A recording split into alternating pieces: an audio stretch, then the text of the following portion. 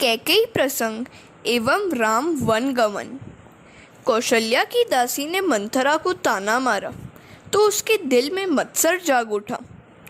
वह ईर्ष्या की अग्नि में जलने लगी। वह कैकेयी के पास आई और स्त्री चरित्र शुरू कर दिया। कैकेयी के आगे वह जोर जोर से रोने लगी। कैकेयी ने पूछा, क्यों रोती है रीतु? क्या लक्ष्मण ने तुम्हें कोई सजा दी है? मंथरा तो बिना कुछ कहे सुने रोती ही जा रही थी। कैकेयी के हृदय में राम के लिए स्नेह है, सो वह राम का कुशल मंगल पूछती है। राम कुशल से तो है ना?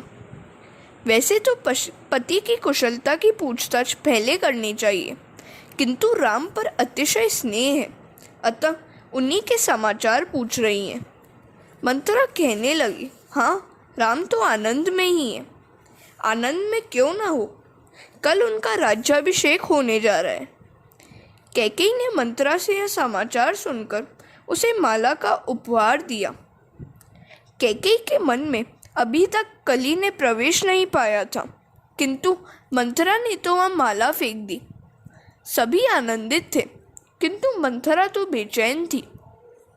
कैकेयी ने कहा, तू तो मूर्ख है। सूर्यवंश की यही परंपरा है कि ज्येष्ठ पुत्र को पद पर बिठाया जाए। मैंने कई बार राम की परीक्षा की है। वे कौशल्या से भी बढ़कर प्रेम मुझी से करते हैं। कैकेयी तो भोली है। मंथरा का स्पर्श होने पर उसके मन में पाप जागेगा। मंथरा ने स्त्री चरित्र शुरू कर दिया। रोती हुई वह धरती पर जा गिरी और सिसकियां लेती हुई कहने लगी, चाहे राम राजा बने या भरत, मुझे क्या लेना देना? मैं तो दासी की दासी ही तो रहूंगी। जिसकी भी भलाई करना चाहती हूँ वही मेरे विरुद्ध हो जाता है। मेरा तो कोई स्वार्थ है ही नहीं। बात तो तुम्हारी ही बिगड़ रही है। मैं चाहती हूँ कि तेरी बिगड़ने जा रही बात को सुधार दूँ। मेरा स्वभाव ही ऐसा पड़ गया है। कैकेयी ने मंथरा की कपट भरी वाणी सुनी तो वह उसके जाल में फंस गई। मेरे लिए उसे प्रेम है, तभी तो मुझे कहने आई है। उसने मंथरा को थपथपाया। कैकेयी ने जो ही मंथरा का स्पर्श किया, उसके मन में कली ने प्रवेश पा लिया। पापी का कभी स्पर्श न करो। शास्त्र में दोषों का वर्णन किया गया है। किसी का स्पर्श बिना कारण कभी न करो। कैकेयी ने कहा, मंथरा, सच सच बता, क्या हुआ है तुझे? मंथरा ने कहा, मुझे वैसे तो कुछ कहना है ही नहीं, किंतु तुम्हारा जो अहित होने जा रहा है वह मुझसे देखा नहीं जाता। मैं तेरी बिगड़ी बात को बनाना चाहती हूँ। मेरा अपना तो कोई स्वार्थ है ही नहीं। कैकेयी ने कहा, बताओ मुझे क्या करना है? तो मंथरा कहती है, कैकेयी, तुम तो बड़ी भोली हो। तुम मानती हो कि राजा तुम्हारे हाथों में है, किंतु पुरुष झूठे होते हैं। वे तुम्हारे कहे में हैं ही नहीं। वे कौशल्या की बातें ही मानते हैं। कौशल्या ने तुम्हें अपने रास्ते से हटाने का षड्यंत्र रचा है। 15 दिनों से राम के राज्याभिषेक की तैयारी चल रही है और तुम्हें तो पता तक नहीं है। दशरथ बड़े कपटी हैं। वे कौशल्या से ही प्रेम करते हैं। तुम्हारे साथ तो प्रेम का दिखावा ही करते हैं। राम का राज्याभिषेक करने में इतनी शीघ्रता क्यों की जा रही है? कौशल्या के कहने से ही तो भरत शत्रुघ्न को मामा के घर भेज दिया गया है। देश के सभी राजाओं को निमंत्रण भेजा गया है, किंतु भरत शत्रुघ्न को तो कोई याद तक नहीं करता है।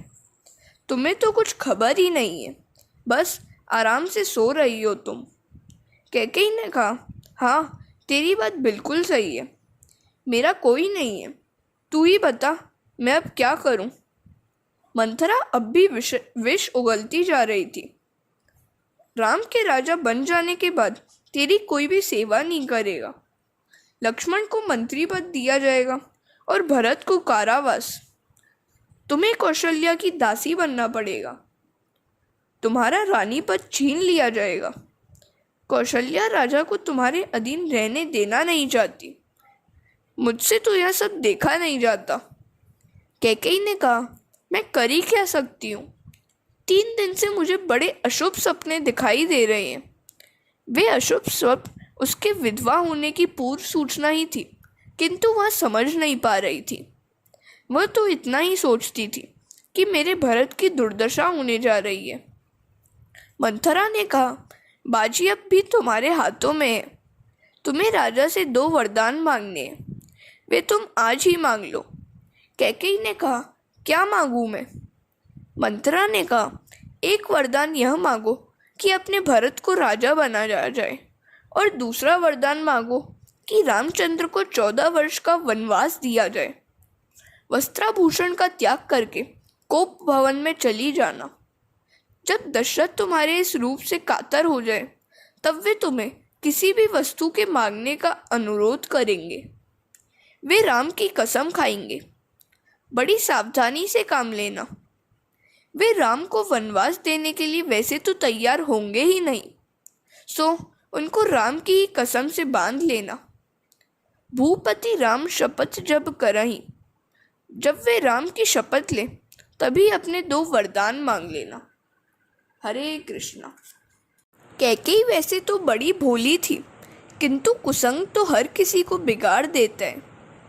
कुसंग के कारण कैकेयी की मति भ्रष्ट हो गई और वह अनर्थ करने को तैयार हो गई। कैकेयी ने कोप भवन में जाकर अपने आभूषण आदि उतार फेंके और क्रोधित मुद्रा करके धरती पर ही सो गई। वह वीरांगना थी, सो राजा को प्रिय थी। वे राजसभा की समाप्ति के पश्चात प्रतिदिन कैकेयी से मिलने के लिए आते थे। आज उन्होंने आकर देखा तो कैकेयी का पता ही नहीं था। राजा को समाचार मिला कि कैकेयी तो कोप भवन में पड़ी हुई है। वे धैर्य धारण करते हुए वहां आए और पास बैठकर कैकेयी का स्पर्श ही करने जा रहे कि उसने बिगड़ कर कहा, मुझे मत छूना। कैकेयी ने अपने पति का अपमान किया। दशरथ जी ने कहा, मैं तुम्हारे लिए आनंदमयी समाचार लेकर आया हूँ। एक बार तुम ही ने कहा था कि आप अब वृद्ध हो चले हैं, सो राम को राज्यासन पर बिठाकर निवृत्त हो जाइए। मैंने तेरी बात मान ली है। कल राम का राज्याभिषेक होने जा रहा है। क्या राय है तेरी? भरत स्वरूप है वैराग्य का और शत्रुघ्न स्वरूप है सद्विचार का। यदि वे दोनों दशरथ के पास होते तो दशरथ कैकेयी के कहने में नहीं आते, किंतु वे दोनों पास नहीं थे, सो कैकेयी के कहने में आ गए। सभी प्रकार की अनुकूलता होते हुए भी यदि मन किसी भी विषय में नहीं जाए, वही सच्चा वैराग्य है। भरत का वैराग्य दिव्य है। संपत्ति प्राप्त होने पर भी संपत्ति का मोह न जागे, वही वैराग्य है। भोज्य पदार्थ न मिलने पर उपवास करना निरर्थक है, किंतु भोजन के लिए मिष्ठान्न सामने हो फिर भी जो संयम निभाए, वही वैरागी है। ईश्वर के चरणों में वास करना ही उपवास है। जो ईश्वर के चरणों में बसने की इच्छा रखता है, उसे देह धर्म भूख प्यास का भान भूलना ही पड़ेगा। भूख प्यास भुलाकर ईश्वर के चरणों में बसा जा सकता है। भरत जी का वैराग्य अपने पास रखो। जो अपने पास भरत जी जैसा वैराग्य और शत्रुघ्न जैसा सद्विचार नहीं रखता, वह कैकेयी की कुबुद्धि के अधीन हो जाता है। कौशल्या निष्काम बुद्धि है, सुमित्रा श्रद्धा है और कैकेयी है कुबुद्धि। कैकेयी का क्रोध कब उतरने वाला था? दशरथ जी ने उससे कहा, जो चाहे सो मांग लो, मैं तेरे अधीन हूँ। मैंने आज तक कभी राम की कसम नहीं खाई। आज राम की कसम खाकर कहता हूँ कि तू जो कुछ मांगेगी मैं अवश्य दूंगा। दशरथ राजा राम की कसम में बंध गए तो कैकेयी ने कहा, आपको याद ही होगा कि मुझे 2 वरदान आपसे लेने हैं। मैं आज वही मांगना चाहती हूँ। दशरथ ने कहा, अरे 2 क्या 4 मांग ले।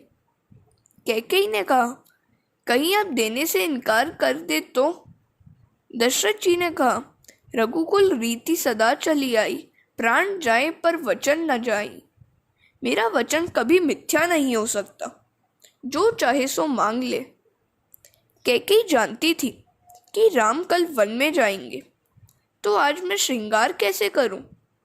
मेरा राम रावण का नाश करके राज्य संभाले, इसी में उनकी शोभा है। झगड़ा होता है स्वार्थ और लोभ के कारण। वनवास के बिना जीवन में सुवास नहीं आने हैं। तपश्चर्या के बिना जीवन सुवासित नहीं हो पाता। राम युवावस्था में ही वनवासी बने। काम ही रावण है, या रावण सभी को रुलाता है। सभी को रुलाए वही रावण है। रावण अर्थात काम जीवमात्र को रुलाता है। ऐसे रावण को मारने के लिए तपश्चर्या द्वारा जीवन में सात्विकता प्राप्त कर लेनी चाहिए। हरे कृष्ण। कैकेयी की कुबुद्धि ही राम के वनवास के लिए कारणभूत है। कैकेयी ने प्रथम वरदान मांगा, भरत का राज्याभिषेक किया जाए। मंथरा ने कैकेयी से कहा था कि यदि राम के वनवास की बात पहले कह देगी तो राजा मूर्छित हो जाएंगे, और यदि उनकी मृत्यु हो गई तो दूसरा वरदान बाकी ही रह जाएगा। दशरथ ने कहा, तेरी इच्छा ही है तो भरत का ही राज्याभिषेक करेंगे। अब दूसरा वरदान भी मांग ले। कैकेयी ने कहा, तापस वेश विशेषी उदासी, 14 बरिस रामू बनवासी। इस दूसरे वरदान को सुनकर राजा निस्तेज होकर मूर्छित हो गए। वे मूर्छावस्था में सीताराम सीताराम बोलने लगे। मूर्छा से जब जगे तो कहने लगे, कैकेयी तूने यहाँ क्या मांगा? मेरे राम को वन में क्यों भेज रही है तू? उसने तेरा कौन सा अपराध किया है? राम जैसे सरल बालक को वन में कैसे भेजें? मेरे राम को मेरी आंखों से दूर न कर। मैं राम के बिना जी नहीं सकता। जिए मीन बरु वारी बिहीना, मनि बिनु फनिकु जिए दुख दीना।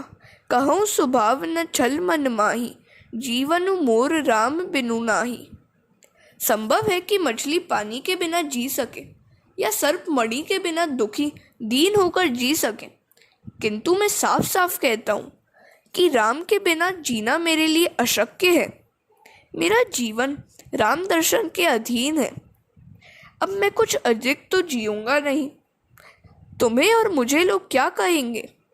कैकेयी, भरत का राज्याभिषेक चाहे किया जाए, किंतु राम को अयोध्या में ही रहने दे।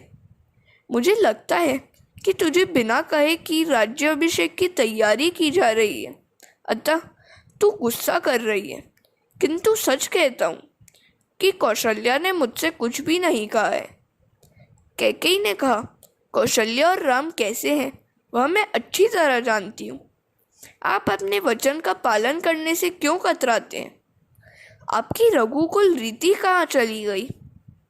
दशरथ ने कैकेयी को मनाने का बहुत प्रयत्न किया, विनती की, किंतु वह कम मानने वाली थी। अंत में बड़े दुख से राजा दशरथ ने कहा, कैकेयी तेरा भी क्या दोष है? मेरा काल ही तेरा रूप लेकर आया है। अब भी कहता हूँ कि मान जा। अपने राम के बिना मैं एक क्षण भी जी नहीं सकूंगा। किंतु कैकेयी तो अब निष्ठुर ही हो गई थी। वह नहीं मानी। दशरथ जी ने कहा, कलमुही हट जा मेरे सामने से।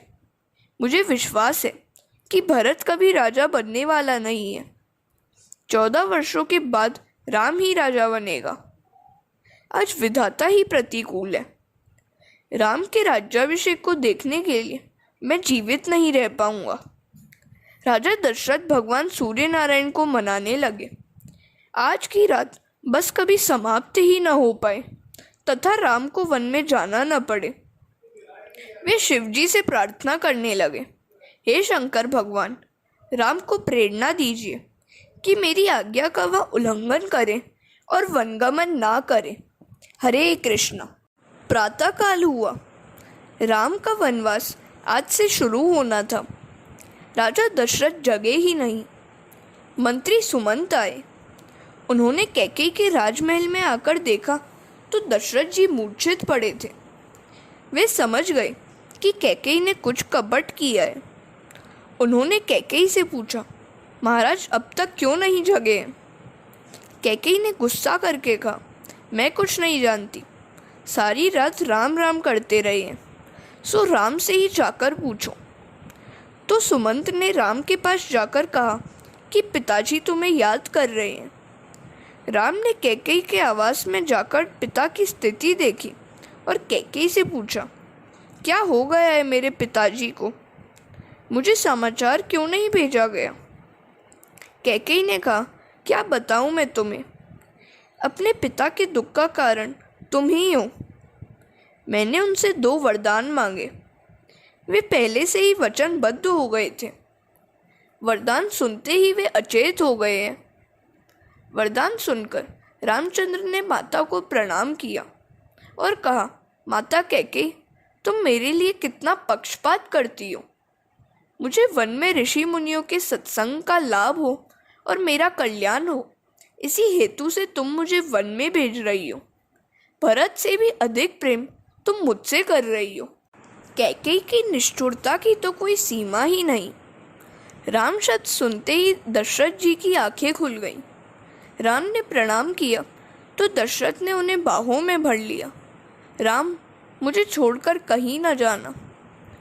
रामचंद्र जी पिताजी को धीरज देते हुए समझाने लगे, आप तो धर्म धुरंधर हैं, आपको कौन क्या समझा सकता है। 14 वर्ष का समय तो अत्यंत शीघ्र ही बीत जाएगा और आपके दर्शन के लिए मैं वापस आ जाऊंगा। आपके आशीर्वाद से वन में मेरा कल्याण ही होगा। मुझे तो बड़ा आनंद है कि मेरा प्रिय भाई राजा होने जा रहा है। वहाँ से अब रामचंद्र कौशल्या के पास आए। माता का दिल भर आया। सुंदर आसन पर बिठलाकर बला उतारी और कहने लगी, अच्छा ही हुआ कि तू आ गया। आज तो तेरा राज्याभिषेक होगा। वशिष्ठ जी राज तिलक करेंगे। राजसभा में अधिक समय रहना पड़ेगा, सो अभी भोजन कर ले। रघुनाथ जी ने गंभीरता से माता से कहा, पिताजी ने भरत को अयोध्या का राज दिया है और मुझे वनवास। कौशल्या ने सारी बात सुनी तो वह दुख से स्तब्ध सी हो गई। ऐसी बातें उसके हृदय में बाणों की भांति चुभ गई। उसे जो दुख हुआ उसका वर्णन शब्दों में कैसे किया जा सकता है। कहीं न जाई कछु हृदय विषादु। किंतु कौशल्या ने अपने को संभालते हुए कहा, भरत राजा बने, तू वनवासी बने, यह तो ठीक है, किंतु तेरे जाने के बाद पिताजी का क्या होगा? आज तो स्थिति ऐसी हो गई है कि बड़ा भागी वन अवध अभागी। मैं तेरे साथ वन में जा नहीं सकती क्योंकि मेरा पातिव्रत धर्म अनुमति नहीं देता है। पुत्र वन के देवता तेरी रक्षा करें। हरे कृष्णा। जब राम वनवास के लिए तैयार हो रहे थे उसी समय सीता जी भी वहां आ पहुंची। अपनी सास को प्रणाम करके धरती पर दृष्टि रखकर वहां खड़ी रह गई। कौशल्या ने राम से कहा, बेटा, यह मात्र मेरी कुलवधू ही नहीं, साक्षात लक्ष्मी जी है। मुझे तो आशा थी कि प्रेमलता फूले फलेगी। बेटे, यदि वन में तुझे जाना है तो जा सकते हैं, किंतु मेरी सीता मेरे ही पास रहेगी। मेरा अपना पुत्र चाहे जो कष्ट उठाए, पराई पुत्री को कभी दुखी नहीं करना चाहिए। अपनी पलकें आंखों की रक्षा करती हैं, उसी तरह इस सीता की भी मुझे रक्षा करनी चाहिए। राखहु नयन पलक की नाई। राम ने सीता से कहा, तुम यहीं घर में रहोगी तो माता को प्रसन्नता होगी। सास ससुर की सेवा करना भी तो तुम्हारा धर्म है। वन में राक्षस भी होते हैं। वनवास में बहुत कष्ट होता है। वनवास केवल मुझे दिया गया है। तुम यहीं रहकर सभी की सेवा करना। सीता जी मन में सोच रही थी कि प्राणनाथ के साथ मेरे शरीर और प्राण दोनों जा पाएंगे या केवल प्राण ही। की तनु प्राण की केवल प्राणा। धैर्य से सीता ने कहा, आपकी बात वैसे ठीक तो है, किंतु नारी का आधार मात्र एक पति ही होता है। यदि आपको ऐसा विश्वास है कि आपके विरह में 14 वर्ष तक जीवित रहूंगी तो मुझे यहाँ छोड़कर जा सकते हैं। आपके विरह में मेरे प्राण चले जाएंगे सो मैं तो भाग्यशाली ही हूँ, किंतु मेरे शरीर पर भी कृपा कीजिए। और तो क्या कहूँ, आप तो अंतर्यामी हैं। रामचंद्र जी ने सोचा कि इसे यहाँ रहने का अति आग्रह करूँगा तो यह प्राण त्याग करेगी। ठीक है, मैं तुम्हें अपने साथ ले जाऊँगा। कौशल्या ने कहा, बेटे, मेरी सीता को क्षण मात्र भी अकेले न छोड़ना। मैं तुम्हारे इस मनोहर युगल का दर्शन अब फिर कब कर पाऊंगी। तभी लक्ष्मण जी वहाँ आ पहुँचे। राम ने उससे कहा, लक्ष्मण, माता पिता आदि की भली भांति सेवा करना। लक्ष्मण ने कहा, मेरे माता पिता आप ही हैं। यदि आप मेरा त्याग करेंगे तो मैं किसकी शरण में जाऊंगा। मेरा त्याग मत करें। जल बिना मछली शायद जी सकती है, किंतु राम सीता के बिना मैं नहीं जी सकता। राम भी जानते थे कि लक्ष्मण उनके बगैर रह नहीं सकेगा, सो उन्होंने लक्ष्मण से कहा, माता सुमित्रा की अनुज्ञा ले आ। लक्ष्मण जी ने माता से सभी बात की। सुमित्रा ने कहा, कैकेयी, तूने तो अयोध्या उजाड़ दी। लक्ष्मण से कहा, गच्छ तात यथा सुखम। लक्ष्मण, मात्र तुम्हें ही अपनी सेवा का लाभ देने के लिए राम वन में जा रहे हैं। अनन्य भाव से तू राम सीता की सेवा करना। पुत्रवती जुवती जग सोई, रघुपति भगत जासु सुत होई। लक्ष्मण, मेरी अनुमति है। अवध तहाँ जहम राम निवासु। हरे कृष्ण। राम, लक्ष्मण और सीता वन गमन के लिए तैयार थे। तभी उर्मिला आई। एक शब्द भी बोल न सकी, मन ही मन प्रणाम किया। सीता, राम और लक्ष्मण दशरथ के पास आए। दुख संतप्त पिताजी को राम धीरज देते हुए कहने लगे, पिताजी, शांत हो जाइए। हम वन में जा रहे हैं, हमें आज्ञा दीजिए, आशीर्वाद दीजिए। इस समय का वर्णन कौन कर सकता है। दशरथ तो मूर्छित से ही थे। कैकेयी कहने लगी, मेरी आज्ञा ही पिता की आज्ञा है, वे स्वयं तो कुछ भी कह नहीं पाएंगे। कैकेयी की आज्ञा से वल्कल लाए गए। राम, लक्ष्मण और सीता अपने राजसी वस्त्र छोड़कर वल्कल धारण करने की तैयारी करने लगे। इतने में वहाँ वशिष्ठ जी आए। उन्होंने सीता जी का वल्कल छीन लिया और कैकेयी से कहा, तुमने राम को वनवास दिया है, सीता को नहीं। सीता तो हमारी राजलक्ष्मी है। अयोध्या की प्रजा दुख के मारे व्याकुल हो गई। राम ने जनता से कहा, मेरे माता पिता की सेवा करो। जो उनकी सेवा करेगा वही मुझे प्रिय होगा। वशिष्ठ जी आप सबकी रक्षा करेंगे। किंतु प्रजा तो कहने लगी, जहाँ हमारे राम होंगे वहीं हम भी होंगे। राम, लक्ष्मण, सीता ने वन की ओर प्रयाण किया। कैकेयी ने कहा कि राम तो गया और साथ साथ अयोध्या भी उजाड़ता गया। जहाँ तेरा मेरा अपने पराये का भेदभाव है, वहाँ भगवान विराज नहीं सकते। दशरथ मूर्छा से जागृत हुए तो उन्हें समाचार मिला कि राम वन की ओर चले गए हैं। ओह, मेरा राम गया तो मेरे प्राण क्यों अब तक बाकी रह गए हैं। अजहु न रिक्से प्राण कठोर। मंत्री जी, मेरा सुवर्ण रथ ले जाओ। राम से कहो कि वह पैदल न जाए, रथ में बैठकर ही जाए। मेरी आज्ञा है। 2-4 दिन उन्हें वन की सैर कराना और फिर सभी को अयोध्या वापस लाना। यदि राम वापस न भी आए तो सीता को तो अवश्य ही लेते आना। दशरथ की इस आज्ञा को शिरोधार्य करके मंत्री सुमंत रथ लेकर राम के पास आए और कहा, आपके पिता की आज्ञा है कि वन पैदल नहीं, रथ में बैठकर जाइए। अयोध्या उजड़ गई है। सभी तमसा नदी के किनारे आए। मध्य रात्रि का समय है। सभी गहरी नींद में हैं। राम ने मंत्री जी से कहा, सब सोए हुए हैं, धीरे से रथ चलाइए कि जिससे कोई जाग न जाए। हम यहाँ से चल दें। भगवान शंकर को प्रणाम करके रामचंद्र जी ने वहाँ से आगे प्रयाण किया। प्रातः काल हुआ तो राम का रथ श्रृंगवेरपुर के पास आ गया था। इधर प्रजाजनों ने जाकर देखा तो राम का कहीं पता ही नहीं था। वे सब व्याकुल होकर विलाप करने लगे। श्रृंगवेरपुर के राजा को राम के आगमन का समाचार मिला। गुहक वहां आए। प्रभु ने गुहक का स्वागत किया। गुहक ने रामचंद्र जी से निवेदन किया, मेरा राज्य आपका ही है, मेरे यहाँ पधारिए, मेरे नगर को पावन कीजिए। रामचंद्र जी ने कहा, 14 वर्ष तक मैं किसी भी नगर में प्रवेश नहीं कर सकता। एक दिन व्रत किया और दूसरे दिन फलाहार। रामचंद्र जी मंत्री जी से कहने लगे, अब आप अयोध्या वापस लौटे।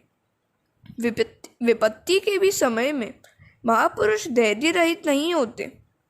मेरे पिताजी से मेरा प्रणाम कहना।